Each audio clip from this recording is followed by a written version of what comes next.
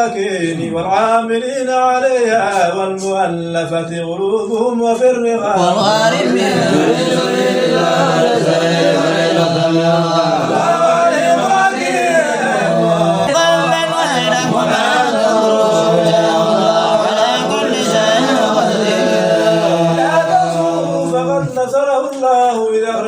الذين كفروا ثاني اثنين إذ هما في الغار إذ يقول لصاحبه لا تحزن إن الله معنا فأنزل الله سكينته عليه وأيده بجنود لم تروها وجعل كلمة الذين كفروا سواء كلمة الله العليا والله عزيز حكيم